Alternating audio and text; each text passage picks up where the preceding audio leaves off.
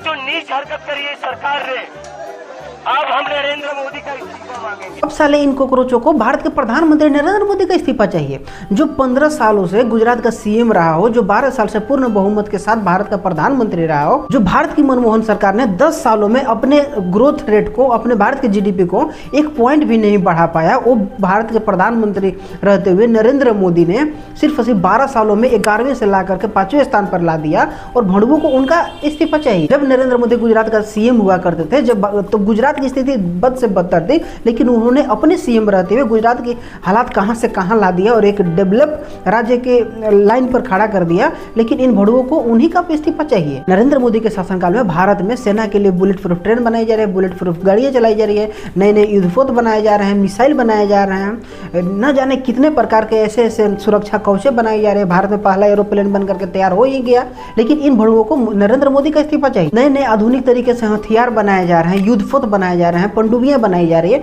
क्या नहीं बनाया जा रहा है। भारत की रक्षा करने के लिए भारत के जितने भी तमाम प्रकार के औजार हुआ करते हैं, हथियार हुआ करते हैं, सारे के सारे चीज बनाए जा रहे हैं, लेकिन इसके बावजूद भी इन भड़ुओं को प्रधानमंत्री का इस्तीफा चाहिए। जिस कांग्रेस के शासनकाल में पाकिस्तान भारत में घुस घुस करके जहां मन वहां बम फोड़ देता था, किस प्रकार से स्मगलिंग किया जाता था, किस प्रकार से नकली नोटों को भारत में कारोबार किया जाता था, लेकिन आज जैसे ही भारत के प्रधानमंत्री नरेंद्र मोदी बने, अब देख रहे हैं कि किस प्रकार से पाकिस्तान आटा के लिए भी तरस रहा है, किस प्रकार से पाकिस्तान आज घुटनों पर आकर के खड़ा है, किस प्रकार से भिखमंगी के हालात से गुजर रहा है। लेकिन इन भड़ुओं को प्रधानमंत्री का इस्तीफा चाहिए। पहले जो 2014 से पहले 10 रुपए का कूपन लेकर के खरोच करके रिचार्ज करते थे और मिस कॉल मार करके अपना काम चलाते थे, आज के समय में पूरा भारत देश डिजिटल देश बन चुका है, लेकिन इन भड़ुओं को इनका इस्तीफा चाहिए। केजरीवाल और ध्रुव टट्टी के बाथरूम में गिराए गए उस गंदे स्पर्म से निकला अभिजीत दीपके आज नरेंद्र मोदी का इस्तीफा मांगने चाहिए। जो अपने बाप और केजरीवाल के तलवे चाट करके कमाए गए पैसे से विदेश में जाकर के अयासी करता था, और 4 दिन में आकर के भारत में अपना रोब दिखा रहा है, अपना दबदबा दिखा रहा है, वो भारत के प्रधानमंत्री से इस्तीफा मांगने चला है।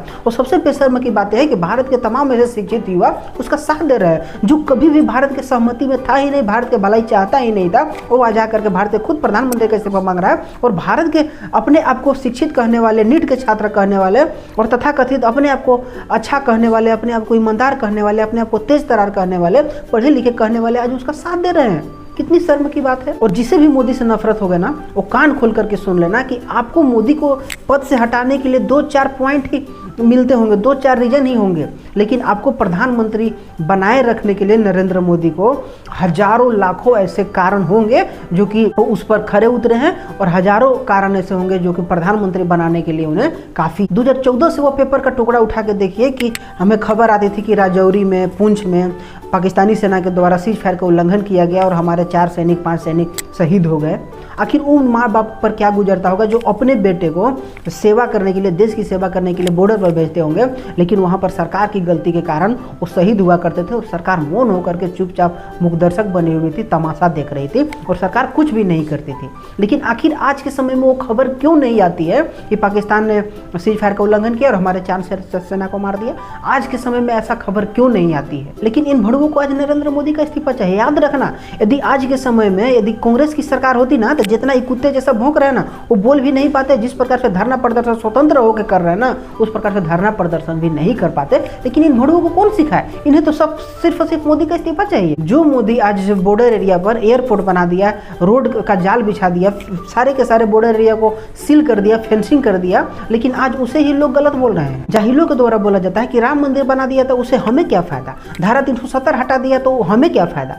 लेकिन क्या भारत में नए नए सड़क के जाल नहीं बिछाए गए हैं, नए नए एयरपोर्ट नहीं बनाए जा रहे हैं, नए नए हाईवे नहीं बनाए जा रहे हैं, नए नए स्कूल कॉलेज नहीं बनाया जा रहा है, मेडिकल कॉलेज नहीं बनाया जा रहा है, एम्स नहीं बनाया जा रहा है? लेकिन साले भड़ुओं को दिखेगा तब ना।